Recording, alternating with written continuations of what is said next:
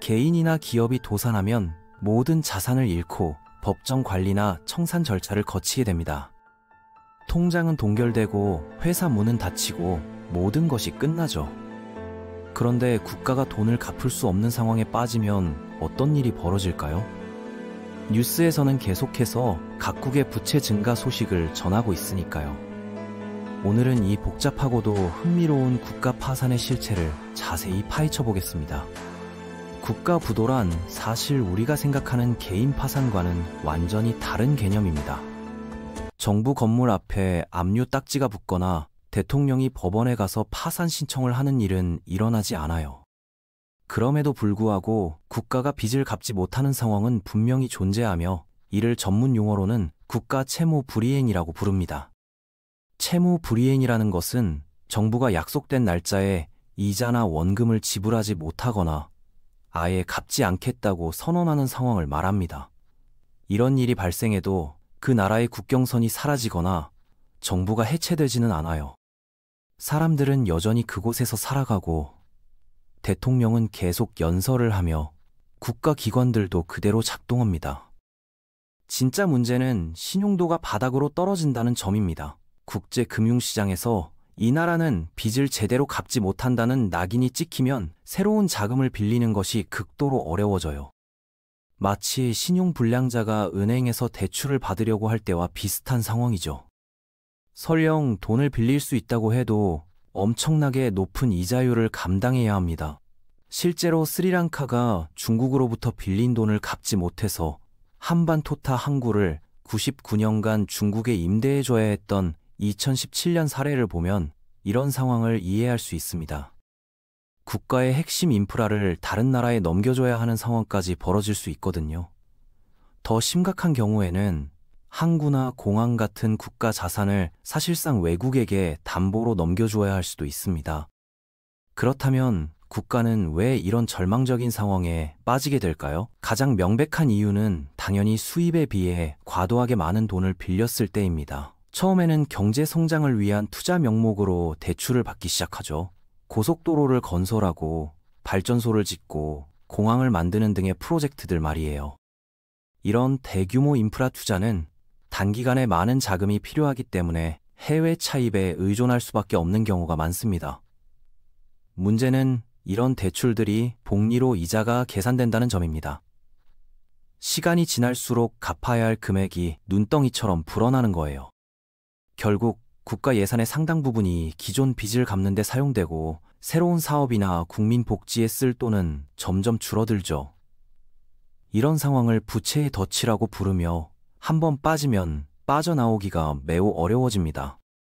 정부 세입의 20%가 이자 지급에만 사용되는 상황이 되면 새로운 투자나 개발 사업을 추진하기가 거의 불가능해집니다. 더 심각한 문제는 외화 대출입니다. 많은 나라들이 미국 달러나 유로로 돈을 빌리는데 이는 달러가 국제 거래의 기본 통화이기 때문이에요. 하지만 정부의 수입은 대부분 자국 화폐로 들어오니까 자국 통화 가치가 하락하면 같은 금액의 달러를 사는데 훨씬 많은 돈이 필요하게 됩니다. 예를 들어 1달러를 1,000원에 빌렸는데 환율이 1,500원으로 오르면 실질적으로 50% 더 많은 돈을 갚아야 하는 셈이죠. 이런 환율 리스크는 소규모 경제나 신흥국들에게 특히 치명적입니다. 베네수엘라의 사례를 보면 이런 상황이 얼마나 파괴적일 수 있는지 알 수 있어요. 이 나라는 거의 전적으로 석유 수출에 의존했는데 국제 유가가 폭락하면서 정부 수입이 급격히 줄었습니다. 부족한 예산을 메우기 위해 화폐를 마구 찍어내기 시작했고 이로 인해 극심한 인플레이션이 발생했죠. 2019년에는 연간 인플레이션율이 100%에 달하는 초인플레이션 상황까지 발생했습니다. 이 정도가 되면 아침에 구입한 빵값이 저녁에는 2배로 오를 수 있는 상황이 벌어집니다. 정치적 불안정도 채무 불이행의 주요 원인 중 하나입니다. 정권이 바뀔 때마다 경제 정책이 180도 달라지면 투자자들은 그 나라를 믿지 못하게 되거든요. 에콰도르에서는 2008년 라파엘 코레아 대통령이 이전 정부가 진 부채 일부를 부당하다며 의도적으로 갚지 않겠다고 선언했습니다. 돈이 없어서가 아니라 정치적 판단에 의해서 말이에요. 이런 경우를 전략적 디폴트라고 하는데, 단기적으로는 예산 부담을 줄일 수 있지만 장기적으로는 국가 신용도에 치명적인 타격을 줍니다. 부패한 정치인들이 국가 자금을 개인적으로 빼돌리는 경우도 국가 재정에 심각한 타격을 줍니다. 자연재해나 전쟁, 그리고 최근의 코로나19 같은 글로벌 위기도 국가 재정에 치명적인 타격을 줄 수 있습니다. 갑작스럽게 세수가 줄어들고 긴급 지출은 늘어나면서 원래 계획했던 부채 상환 계획이 완전히 틀어지는 거죠. 특히 관광 수입에 의존하는 국가들은 팬데믹으로 인해 관광객이 급감하면서 큰 타격을 받았습니다. 몰디브나 피지 같은 섬나라들은 GDP의 상당 부분을 관광업에 의존하고 있어서 2020년 이후 심각한 재정 위기에 직면했죠. 이제 실제로 채무 불이행이 발생했을 때 어떤 일들이 벌어지는지 살펴보겠습니다. 처음에는 그렇게 극적으로 보이지 않을 수도 있어요. 단순히 이자 지급을 며칠 늦추거나 채권자들에게 상환기간 연장을 요청하는 정도로 시작되니까요. 정부 대변인이 기술적인 문제라고 발표하며 곧 해결될 것이라고 국민들을 안심시키려고 합니다. 하지만 이런 소식이 국제금융시장에 전해지는 순간 신용평가 기관들은 즉시 반응합니다. 해당 국가의 신용등급을 대폭 하향 조정하죠. 이는 이 정부는 약속을 지킬 수 없다는 공식적인 선언과 같은 효과를 가져옵니다. 무디스, 스탠다드 앤 푸어스, 피치 같은 주요 신용평가 기관들의 등급 하락 소식은 전 세계로 즉시 전파됩니다. 투자자들은 패닉 상태에 빠져서 자신들이 가지고 있던 그 나라 관련 자산들을 서둘러 팔기 시작해요. 정부 채권, 주식, 심지어 그 나라 화폐까지 모든 것을 처분하려고 합니다. 많은 사람들이 동시에 팔려고 하면 당연히 가격이 급격히 떨어지겠죠. 이런 현상을 자본 도피라고 하는데 외국 투자자들뿐만 아니라 자국 부유층들도 해외로 자산을 빼돌리기 시작합니다. 특히 해당 국가의 통화 가치는 자유낙하를 시작합니다. 모든 수입품들이 갑자기 비싸져요. 석유, 식료품, 의약품 등 생필품들의 가격이 하루가 다르게 뛰어오르죠. 이전에 1달러를 사는데 1,000원이 필요했다면 이제는 1,500원이나 2,000원이 필요할 수도 있습니다. 터키에서 2020년 리라 화폐 위기 당시를 보면 하루 만에 달러 대비 리라 가치가 15% 이상 급락하는 일이 벌어지기도 했습니다. 시장에서는 물건들이 사라지기 시작해요. 수입업체들이 급격히 오른 환율 때문에 물건을 들여오지 못하거든요. 슈퍼마켓 진열대는 텅 비고 주유소에는 기름이 떨어져요. 병원에서는 의약품 부족으로 환자들을 제대로 치료하지 못하게 됩니다. 레바논에서 2019년부터 시작된 경제위기 당시 많은 약국에서 당뇨병이나 고혈압 같은 만성질환 치료약을 구하기 어려워졌습니다. 이런 상황에서 인플레이션이 걷잡을 수 없이 치솟습니다. 어제 10,000원이던 빵이 오늘은 15,000원, 내일은 20,000원이 될 수도 있어요. 사람들은 돈의 가치가 계속 떨어지니까 급여를 받는 즉시 생필품을 사재기하려고 합니다. 이런 행동이 오히려 물가 상승을 더욱 가속화시키는 악순환을 만들어냅니다. 짐바브웨에서는 2000년대 후반 100조 달러짜리 지폐가 발행될 정도로 극심한 초인플레이션이 발생했습니다. 더욱 심각한 것은 은행 시스템의 붕괴입니다. 사람들이 자신의 예금이 사라질까봐 두려워하면서 앞다투어 은행에서 돈을 찾으려고 하는 거예요. 하지만 은행은 모든 예금자들에게 즉시 현금을 줄 만큼 충분한 돈을 보유하고 있지 않습니다. 은행들은 예금자들의 돈을 대출로 운용하고 있기 때문에 동시에 많은 사람들이 돈을 찾으려고 하면 현금이 부족해집니다. 이런 상황을 뱅크런이라고 하는데 한 은행에서 시작된 뱅크런은 빠르게 다른 은행들로 퍼져나가요. 사람들이 A 은행이 위험하다면 B 은행도 안전하지 않을 것이라고 생각하기 때문이죠. 결국 멀쩡했던 은행들까지 연쇄적으로 도산하는 상황이 벌어집니다. 2008년 아이슬란드 금융위기 당시 3대 은행이 모두 파산하면서 국가 전체가 사실상 파산 상태에 빠졌습니다. 기업들도 큰 타격을 받습니다. 은행에서 운영 자금을 빌리기 어려워지고 원자재 가격은 치솟고 소비자들의 구매력은 급격히 떨어지니까요. 공장들이 하나둘씩 문을 닫기 시작하고 대규모 해고 사태가 발생합니다. 특히 수입 원자재에 의존하는 제조업체들은 환율 상승으로 인해 생산 비용이 급증해서 경영이 어려워집니다. 수출 기업들조차 해외 거래처들이 신용장 개설을 꺼려하거나 현금 결제를 요구하면서 거래에 어려움을 겪게 됩니다. 이 모든 고통은 결국 일반 국민들에게 집중됩니다. 일자리를 잃고 물가는 오르고 생활이 극도로 어려워지죠. 분노한 시민들이 거리로 나와서 시위를 하고 때로는 폭동으로 이어지기도 합니다. 2019년 레바논에서는 경제 위기로 인한 대규모 시위가 몇 달간 계속되었고 정부가 여러 차례 바뀌는 정치적 혼란까지 발생했습니다. 바로 이런 이유 때문에 대부분의 정부는 채무 불이행을 피하기 위해 가능한 모든 수단을 동원합니다. 법적인 처벌이 두려워서가 아니라 한 번의 지급 지연만으로도 국가 전체가 혼란에 빠질 수 있기 때문이에요. 그렇다면 채무 불이행에 빠진 국가들은 영원히 회복할 수 없는 걸까요? 다행히 그렇지는 않습니다.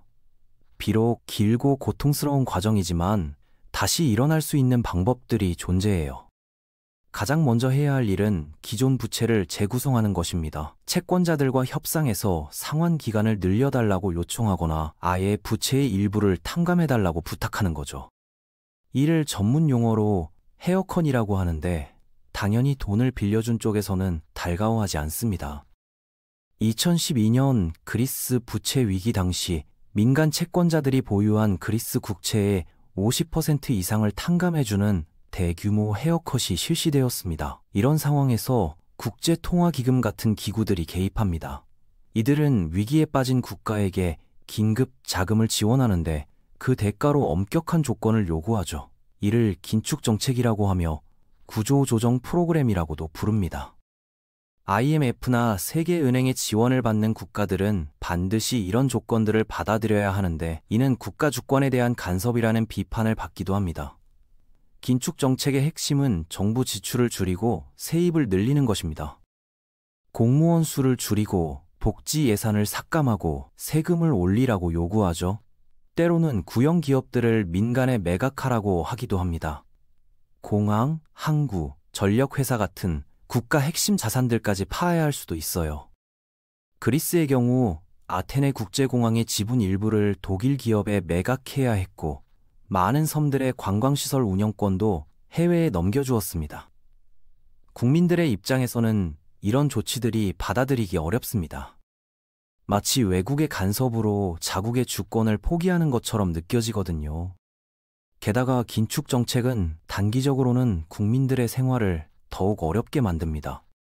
공무원들이 해고되고 연금이나 실업급여 같은 사회보장제도가 축소되며 각종 세금은 오르기 때문입니다. 아르헨티나에서는 IMF 구제금융을 받는 조건으로 공공요금을 대폭 인상해야 했는데 이로 인해 국민들의 생활비 부담이 크게 늘어났습니다. 신뢰 회복은 더욱 오랜 시간이 걸립니다. 투자자들이 다시 그 나라를 믿고 돈을 투자하려면 몇 년, 때로는 10여 년이 필요해요. 정부가 재정을 안정적으로 관리할 수 있다는 점을 지속적으로 증명해야 하거든요. 신용등급이 투자등급으로 회복되기까지는 보통 5년에서 10년 정도의 시간이 필요합니다. 하지만 성공 사례들도 분명히 존재합니다. 우루과이는 2002년 심각한 금융위기를 겪었지만 IMF의 도움과 강력한 개혁을 통해 완전히 회복했어요. 지금은 남미에서 가장 안정적인 국가 중 하나로 평가받고 있으며 투자 등급, 신용 등급을 유지하고 있습니다. 우루과이는 특히 재정 건전성을 유지하면서도 사회보장 제도를 확충하는 균형 잡힌 정책을 통해 성공적인 회복을 이뤄냈습니다. 그리스도 2010년 유로존 부채 위기로 큰 고통을 겪었지만 수년간의 긴축 정책과 구조 개혁을 통해 점진적으로 회복하고 있어요. 비록 그 과정에서 많은 국민들이 고통받았지만 2018년에는 마침내 구제금융 프로그램에서 졸업할 수 있었습니다. 지금도 완전히 회복되었다고 할 수는 없지만 적어도 파산 위기는 벗어난 상태입니다. 흥미로운 질문이 하나 더 있습니다. 미국처럼 부유한 나라들도 채무 불이행에 빠질 수 있을까요? 이론적으로는 가능하지만 현실적으로는 매우 어려워요. 미국의 가장 큰 장점은 전 세계 거래의 기축 통화인 달러를 직접 발행할 수 있다는 점입니다. 극단적으로 말하면 빚을 갚기 위해 달러를 더 찍어낼 수도 있어요. 물론 이렇게 하면 인플레이션이 발생하겠지만 적어도 기술적인 채무 불이행은 피할 수 있습니다. 또한 미국 국채는 전 세계에서 가장 안전한 자산으로 인정받고 있어서 위기가 발생하면 오히려 자금이 미국으로 몰리는 현상이 나타납니다. 실제로 미국이 채무 불이행 위기에 근접했던 경우는 정치적인 이유 때문이었어요. 2011년과 2023년에 의회에서 부채 한도 상향을 두고 정치적 갈등이 벌어지면서 정말로 디폴트 직전까지 갔었거든요.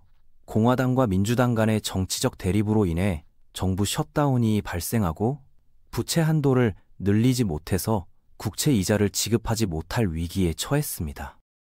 이때 신용평가 기관들은 실제로 미국의 신용등급을 하향 조정했습니다. 스탠다드 앤 푸어스와 피치는 각각 미국의 신용등급을 최고 등급에서 한 단계 내렸어요. 실제로 돈을 못 갚은 것도 아닌데 말이죠.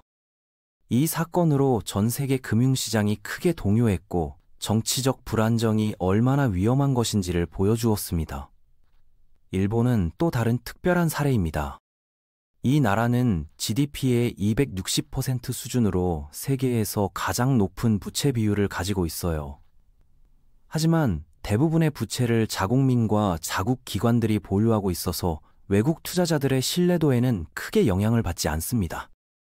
일본 국채의 90% 이상을 일본 은행, 보험회사, 연기금 등 국내 기관들이 보유하고 있기 때문에 외국 자본의 급작스러운 이탈 위험이 적습니다. 또한 일본은 세계 최대의 순채권국으로 해외에 막대한 자산을 보유하고 있어서 위기 상황에서 이를 활용할 수 있습니다. 결국 국가의 부도는 개인이나 기업의 파산과는 근본적으로 다른 개념입니다. 법원이 강제로 문을 닫게 하거나 자산을 압류하는 일은 없어요. 하지만 그 결과는 오히려 더 파괴적일 수 있습니다. 국민 전체가 경제적 고통을 함께 나누어야 하고 사회 전체의 시스템이 흔들릴 수 있기 때문입니다. 가장 중요한 것은 신뢰라는 무형의 자산입니다. 한번 무너진 신뢰를 다시 쌓는 것은 집을 새로 짓는 것보다 훨씬 어려워요. 투자자들의 믿음, 국민들의 신뢰, 국제사회의 인정을 되찾기 위해서는 오랜 시간과 꾸준한 노력이 필요합니다. 정부의 정책 일관성, 투명한 재정 운영, 부패 척결 등 모든 면에서 개선된 모습을 지속적으로 보여주어야 합니다. 그래서 현명한 정부들은 채무 불이행을 피하기 위해 모든 노력을 다하는 것이겠죠. 단순히 법적 처벌이 무서워서가 아니라 그 이후에 따라올 경제적, 사회적 혼란이 훨씬 더 두렵기 때문입니다. 국가 파산은 단순히 숫자상의 문제가 아니라 한 나라의 모든 구성원들이 함께 겪어야 하는 거대한 시련인 셈입니다.